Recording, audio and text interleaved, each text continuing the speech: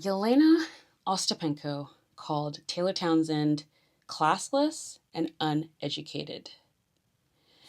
I mean, it's only day 4 of this US Open, and it's a lot. It really is a lot at this point. So, where to begin? It was day 4 of the US Open, the beginning of round 2. I was coming in for the night session. Night sessions aren't usually my bag. I prefer a day session, but I had tickets to the night session, so you kind of take what you're given. So I was in the night session, but I was able to catch the end of the Jelena Ostapenko and Taylor Townsend match, which I was really excited for because I saw photos of it. I saw that it was super exciting, and also that matchup just sounded super exciting. So I wanted to go to court 11, which is, I guess, now the court to be on. I was on there for Taylor's first match, so it looked like it was the place to be. I hurried over, packed court, but I was able to get a spot, standing room only, to watch the match. And I caught the last set of it. Jelena was losing. I had seen some photos that she had taken a medical time out, so I assumed she was hurt in some way, but she was losing pretty badly, and I caught the end of the match, and she lost. Couldn't really see, I saw the umpire, but I couldn't really see the net and what was happening. But then all of a sudden, I heard boos, and I was like, what is going on? Like, what's going on? But I couldn't see the commotion. I was the opposite side of where the umpire is. So couldn't see what was going on. Then all of a sudden I heard clapping. And then Jelena comes out because she was exiting from the side that I was on. And I heard boos. So they were booing her out. And I was like, oh my goodness, what just happened? Then Taylor comes to my side, which is where the ESPN interview happened. So I was right on that side of the court where Taylor Townsend did her ESPN interview. And that is where it all came together. So let's talk about the ESPN interview. The ESPN reporter asked Taylor Townsend what had happened, and that's where I got a little snippet of what went down. And Taylor Townsend said Jelena Ostapenko had called her classless and uneducated because she lost the match. At least that's what I had gathered from that moment. And I just thought, what in the world is going on? And then especially Taylor Townsend said, you know, Jelena had said, she should watch what happens when she leaves the US, which I was like, she said, what now? What does that even mean? And I guess Taylor interpreted it to mean like, if Taylor was outside of the US, like Jelena would have, won the match better because Taylor was getting so much support because she's an American player playing at the US Open. So she has all this support. But as Taylor noted, she just beat her in Canada, which is not in the US. So I'm not really understanding what Jelena was trying to say with all of that. And it was just so chaotic. I had no idea what was going on. It was kind of like I had just arrived at the ground. So I just thought, you know what? I'm going to continue on with my day. I went over to Grandstand, saw a bit of Mira Andreeva, and then my tickets were for Louis Armstrong. So I got to see Jasmine Paolini and then Ben Shelton, and then I made my way home. And then that's when I kind of got the full story of everything and what had happened. Yeah, Jelena Ostapenko did the Instagram thing, the thing that everyone does. They go on Instagram and they type the whole thing and like, this is what happened. Everyone stop with the Instagram notes story because it's becoming too much. But first, let's go with Taylor Townsend's press. Taylor Townsend's press conference was perfect. I have never seen someone so confident in themselves and in their actions than what Taylor Townsend was like in press. She spoke her mind. I'm going to leave a link to her press conference in the description of this episode. And I encourage everyone to go watch her press conference and just listen to what she said. She was very firm, very clear, and explained everything from her point of view. And I think she did a very, very good job in explaining that. And she also didn't take the bait. I think there were definitely a lot of reporters who were trying to bait her into very specific narratives, and she didn't take the bait. But she was also very firm in her belief of not kind of, letting a player kind of bully her in Jelena Ostapenko's case, or sort of put a specific narrative on her. Um, so yeah, her press conference was great. Like, it was so clear. And she was able to kind of defend herself in this situation very, very clearly. And she was actually very, very complimentary of Jelena Ostapenko's game in the first set. So that's actually the crazy thing in all of this. And a point that I want to make clear, because I've seen this online a number of times, only on X really, because Jelena Ostapenko did not come into press. And I think it was Ben Rothenberg posted that Jelena Ostapenko was not requested by any of the journalists. And I think there were some replies, and there was an article written by Served on SI saying, and this is the thing about headlines, the headline was, "No journalist requested Jelena Ostapenko in press," which, kind of insinuated that the journalists were not doing their job by requesting Jelena Ostapenko into press. But then when you click on the article, it's just gibberish, and it was just silly. Like, at the end of the article, it basically, just quote tweeted Ben Rothenberg's tweet saying, Ben Rothenberg said, "No journalists, requested." It was quite silly. You have to request a player for press typically before the match even starts. So I'm going to give you a little bit behind the scenes, because I've been part of media at tournaments before. But usually what happens first thing in the morning, you're usually given a deadline time. Not always, but sometimes you're giving a deadline time. Usually you should put in your requests before the match starts, definitely before the match is over. You put in a deadline time, you put in your requests for a player of who you want to interview.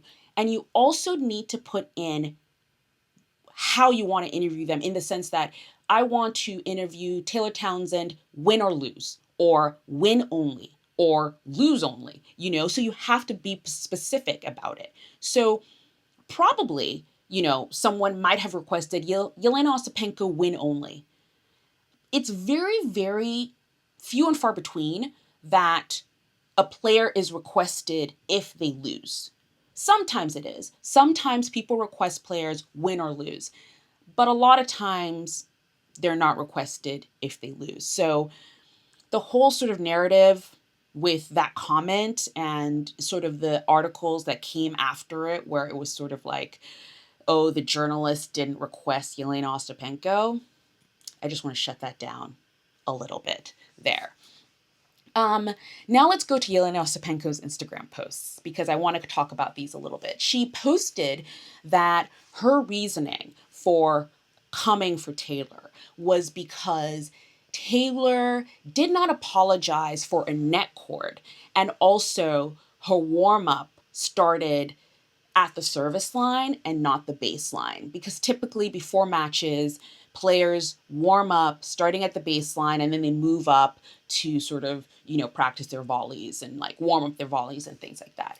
And she's like, these are the rules of tennis. There are no rules of tennis. I mean, there are rules of tennis, but these specific things are not rules of tennis. If you don't know what a net cord is, if you're new to tennis, a net cord is when a ball grazes the net and sort of dribbles over and wins the opponent the point by luck. Usually what happens is the opponent kind of holds up their hand and apologizes. No one's sorry. Nobody is sorry that they won the point, but they do the whole like, oh, I'm so sorry. It's etiquette that they won the point.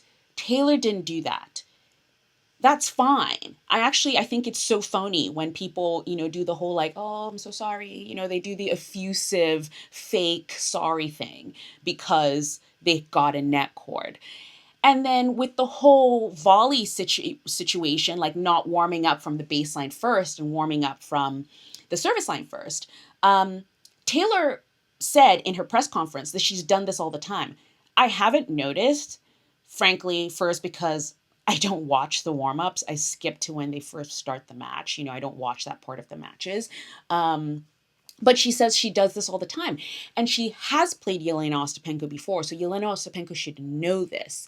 So Jelena Ostapenko's Instagram posts were just, in my opinion, not really valid and should not be a reason why you call someone classless and uneducated.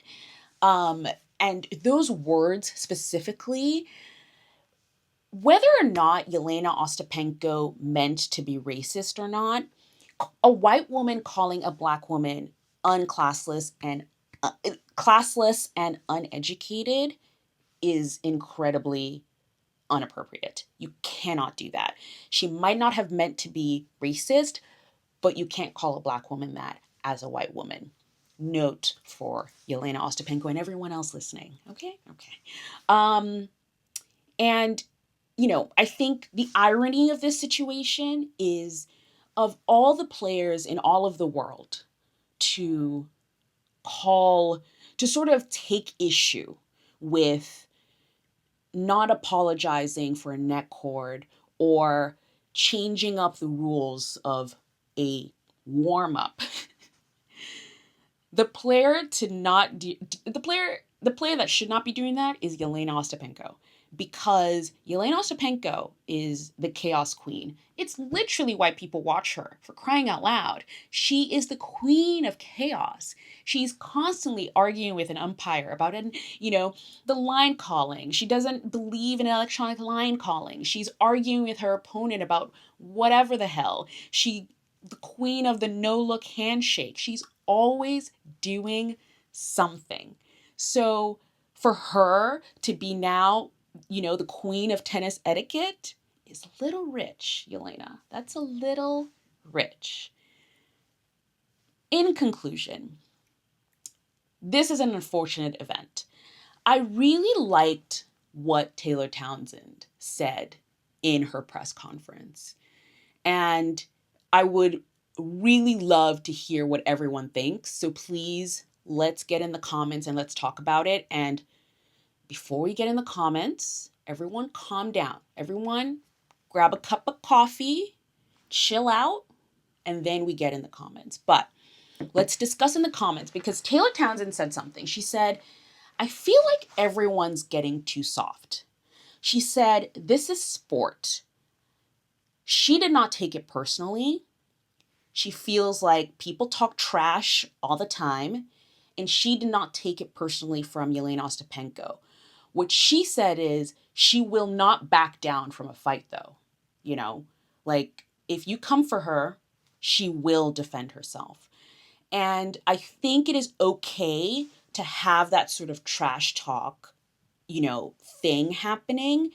And as long as it's all sort of like, level, and no one's, nothing's becoming physical, I do kind of agree with the trash talk thing, as long as it doesn't kind of escalate to a cruel, uncomfortable level. And I actually think Taylor Townsend is taking this way better than anyone else I've seen online, because I've seen a lot online, and Taylor Townsend is the better of all of us in all of this. So thank you for listening to another match story. I think I'll be back again tomorrow for whatever drama ensues at the US Open, because that's what US Open 2025 has been. Thank you for listening. Please like and subscribe. We are almost at 1,000. Can we hit 1,000 subscribers by the end of US Open 2025? I think if the drama continues, we just might. So maybe the drama should continue. I don't know. Oh my goodness. Okay, guys.